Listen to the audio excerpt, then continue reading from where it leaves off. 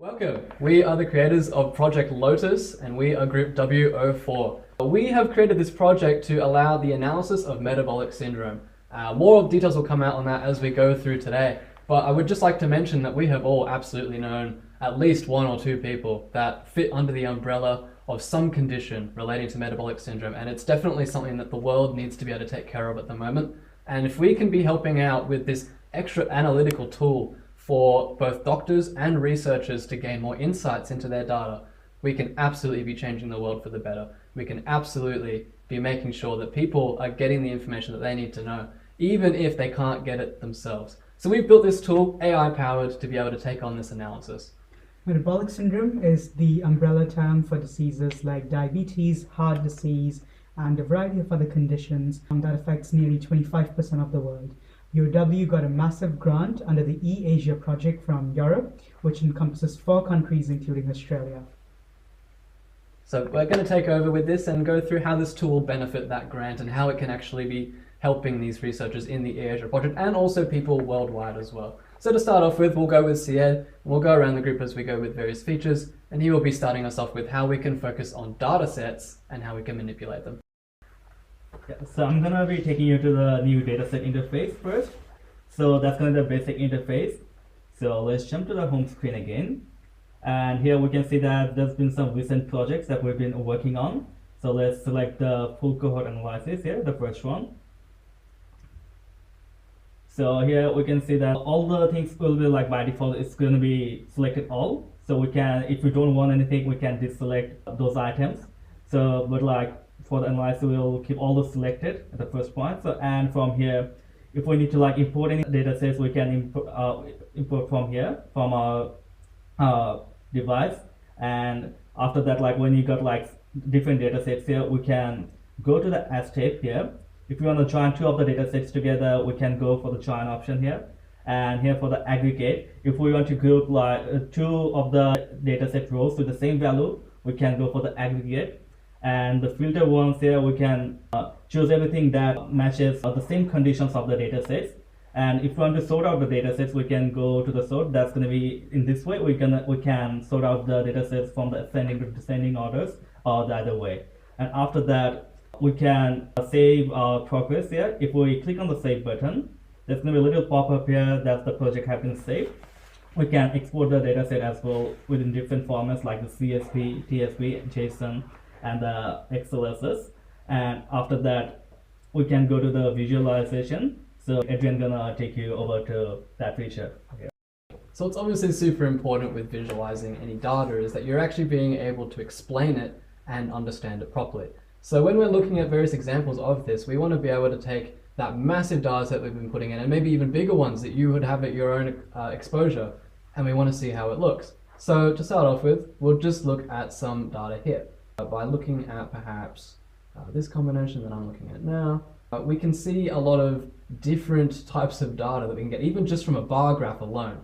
We can understand also that sometimes it's a little bit more efficient to work with certain graphs. Perhaps in this kind of interface here, we want to have an area graph that's being visualized, or maybe a histogram. A whole bunch of different options are here.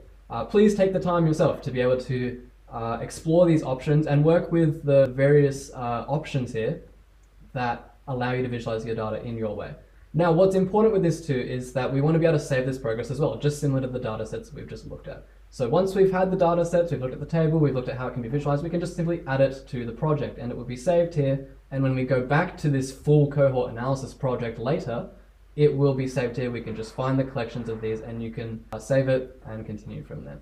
Now, Sharia and Georgian, the 2 AI engineers in our group, they're going to be talking about how the AI analysis can be performed on our data sets.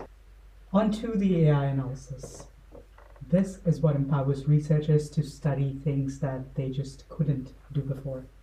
I'm going to choose a demo project, the full cohort analysis, and immediately you see out of the data sets you chose, you have the option to choose different analysis fields. You could do either a prediction, a subgroup discovery using unsupervised learning, generate labels for data for metabolic syndrome, which in the future can be used for triaging patients in places where it's hard to gain all of the relevant data. And right now we're going to go ahead with the full analysis. So When I choose the demo cohort, you can see that you have access to these mappings, where currently our data is of the enhanced data set from the CDC in the US, which is a complete and 2018 data set for metabolic syndrome. Earlier, we combined dietary, examination, and laboratory data within tools. And as you can see, you can map the different fields if you want to use non-enhanced data set. And you see the confidence intervals here with how confident is the tool, if the mapping of the fields is right, and how good is the data quality. So you can always be sure of how your data is going to turn out right before you run an analysis. And after that, you can do a further cohort for the data set. Like we can select the age range, like to select the female or sex, or exclude the pregnant participants. And we can easily see the cohort preview here, and as we move, it is still changing. And when we continue to the method, we have different methods available, which including the prediction, association, and ranking, which support the different analysis purpose. And we just show the prediction here, and when we run the analysis, and it will run automatically. And the running time depends on the size of the dataset and the performance as well. We complete the running here. Well, we can see how many rows at here and the weighted accuracy, and we can see many of the detail at below.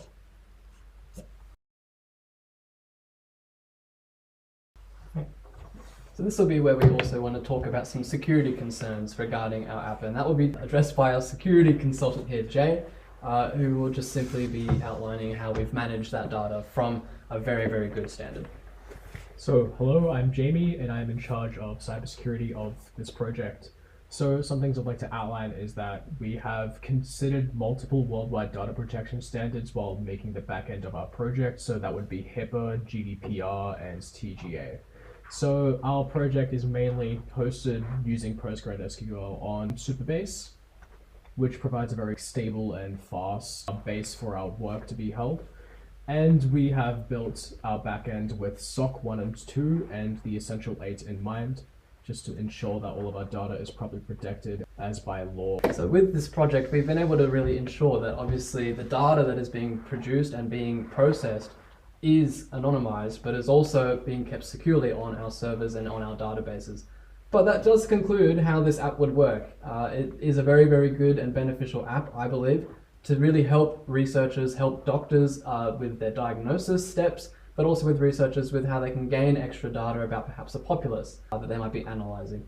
We hope that this tool is very useful for people that are able to use it both for analysis in visualized ways, or maybe perhaps even just for the table itself, being able to manage your data set in a way that other apps perhaps do not provide, but especially to be able to gain insights from our AI components that we have built ourselves. We hope that you enjoy this, and we hope to see you working with this app. Thank you.